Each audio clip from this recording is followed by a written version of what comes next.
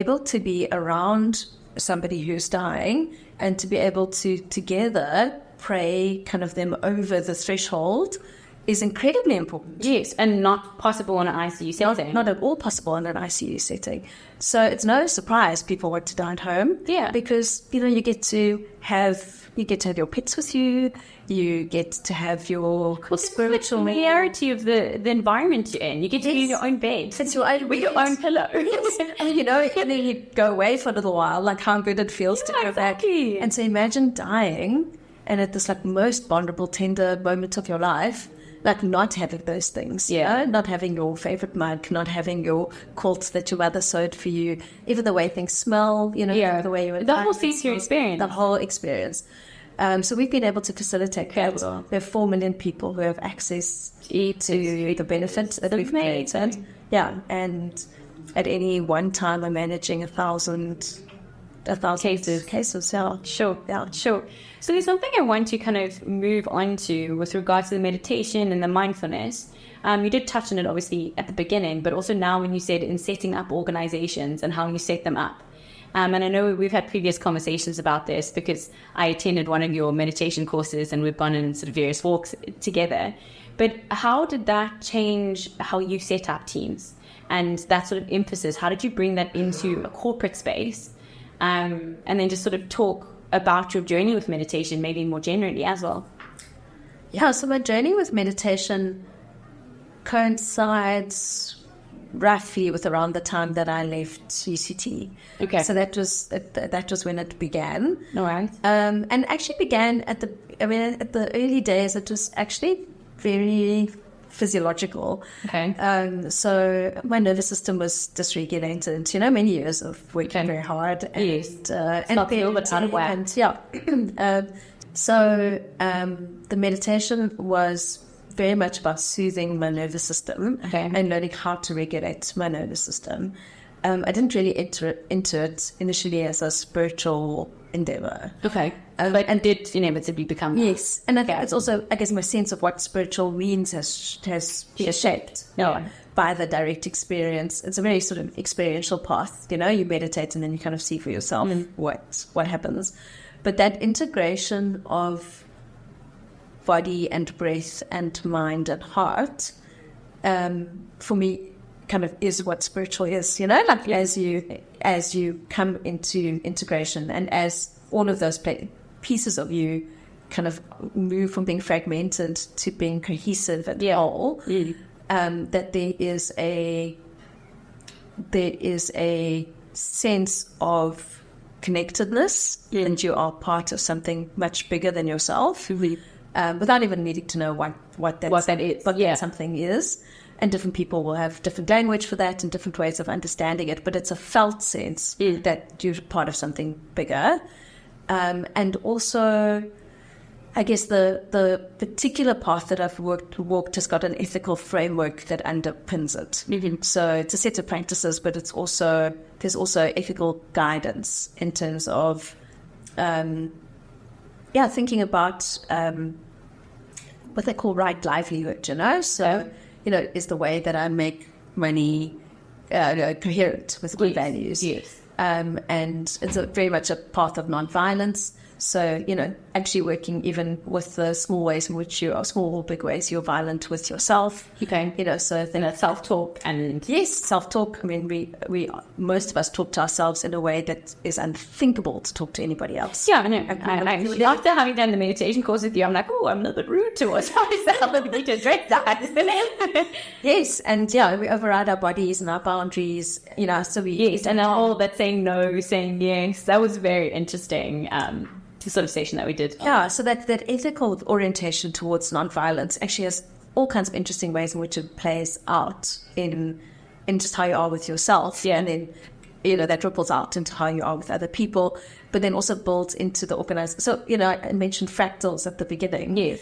And it's relevant, I guess, for an actuarial audience because we learn about fractals in mathematics, but it's in nature, so it's there in leaves and snowflakes, in wave structures, these repeated patterns.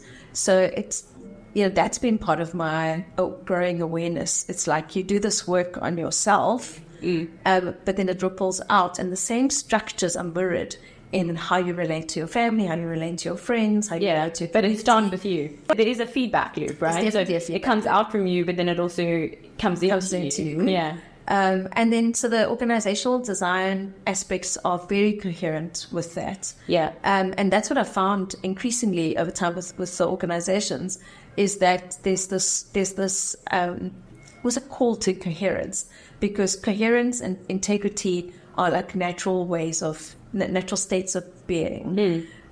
So like, and we constantly should be drawn back. Drawn back. So if you think about physics and you think about how energy moves, energy will move where there's a way. So if you think about how water moves, for example, water will move where it's unimpeded. Yes. Right? So if you take rocks out of a stream, then the water will move, and it will carve a path. Yeah. But all energy works like that. Yeah. So everywhere you look in nature, that's why it's, when you learn about physics, it's like that's the wide way of being. Yeah. So it's the same for building an organization. If you thought about an organization as an organism rather than a not living thing, which it is, because any business is people. Yes, right. The business is a set of absolutely. people. So you start to think about things in sort of ecosystem terms, and you realize that if you build greater coherence and greater wholeness, then the energy flows, and that small group of people, without expending a level of effort that is violent, right? So they're not burning out, they're not sacrificing themselves, but not being unsustainable. Not being unsustainable, that small group of people can have a disproportionate effect on the world. Sure. Because there's this resonance, right? And you're building resonance. Yeah. Because that's how fractals work, right? Resonance builds. Yeah. But they're also about efficiency, right? Yeah. Why does a leaf structure have the structure that it has? It's because that's the most efficient way to transport nutrients. 100%. So it's been very important for me to keep doing the personal work, and then keep bringing the organizations kind of into alignment.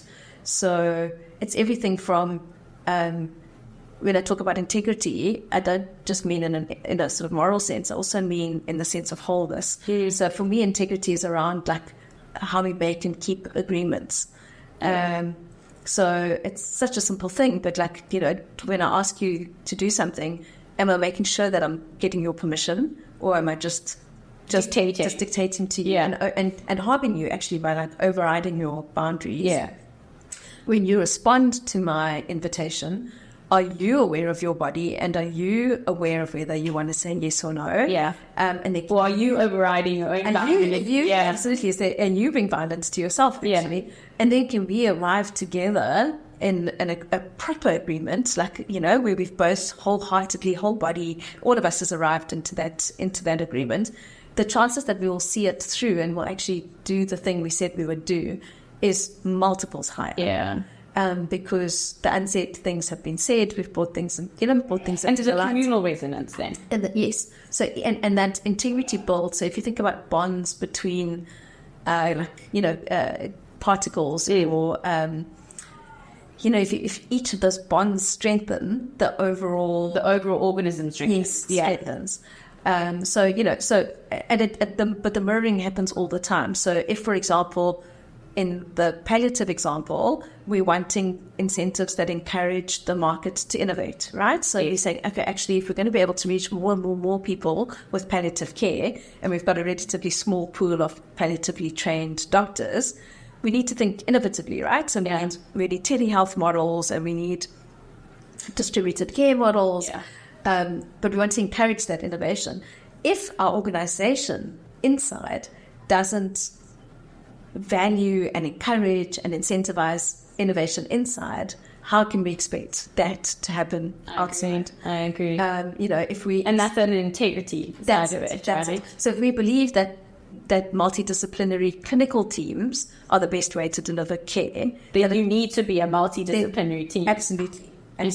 Okay. So that's been a real guiding principle in thinking about the organizations, but also all of these the things that we're talking about all along about hierarchies and power. So they have thought a lot about daily practices in our organizations, where we treat each other with the sense of of equal worthiness. Yeah. I don't think equal, because it's equal's not even right, because equal makes it sound like it's something that's measurable. It's like recognizing, right? It's a recognition of someone's worth. Of essential worth, right? Yeah. Regardless of their discipline, regardless of how much they earn. Yeah. It's innate. It's absolutely innate. And this belief that every human being is capable of doing beautiful thinking in the right conditions. Yes. So we have a practice of, we start each meeting with what we call an opening round. Yes, I remember doing this in the meditation course. Yeah, so there's a set order and there's a question. But everybody gets sort of equal time to respond to everybody in the room. And everybody else listens. Active listening. Yes, that actually provides the gift of their full attention and attention. And through that, so it's actually I'm going to use the word sacred, because it's such a powerful thing to be able to do that, to give each other attention. But what's especially in today's world where we have our phone here and our laptop there and whatever. But when you bring together a team, and it's every single person in the team, right? Regardless of whether they're a social worker or they're the CEO, doesn't matter. It means that I truly believe by giving every single person equal attention, I'm gesturing and embodying this belief of that essential worthiness of every person. So that's deeply anti-hierarchical. And you're also, I think, very visibly displaying to that person the respect you have for them. Yes. Because it's very easy to be like, I recognize your worth, and then I treat you like X, Y, Z. And so I think that must set an interesting tone for meetings. Yes. Because you come in, we respect each other, we listen to each other. Okay, let's discuss the problem. Yep. Which I think must be a very different way of going by it. And it's radical, because ideas do come, and the way we build on each other's ideas, and it's the lived experience every day that I don't know all the answers. I might be the most experienced person in building these kinds of what are called value-based healthcare solutions. Yeah. Maybe I've got 20 years of experience or 30 years of experience in the healthcare sector. This person is 22 and, he's just come out of university. But when we co-think, actually the seed of the genius solution can come from literally anybody in the room. Yeah. And then, yes, we build on it together, and, my experience might be relevant, or, somebody else's lived experience might be relevant, right? Exactly. So it doesn't show up in their qualification. But it shows up in some salary experience. But they're like, but my grandmother experienced this. And if we did this thing, it would make her experience better. And it's like, okay, but what if we did that thing for everybody? Like, what would that mean? Yeah. So I'm in it's an incredible life, to work. What's interesting about that, and in the meeting, what you're basically saying to each person is, you can add, but you can also learn. Mm-hmm. And I think in most meetings, it's certain parties that add and certain parties that learn. And in that setting, it's saying actually everyone can partake in both. Yes. And so I think that's really useful, and I think it counters very much that arrogance that you've spoken about in actuaries. That is common in actuaries, because it's difficult to be arrogant when you're learning. Yes. So to actually learn how to listen, right? And to be teachable and to be open. So it's always there's language in this. The techniques are called time to think, or thinking in time. Yes, I'm engaged with those. I should have a session on the podcast. I'm so excited. He's the person who taught all of us. He taught us as well. One the UCT sort of staff group, we had a session with them. Fantastic. I'm so excited.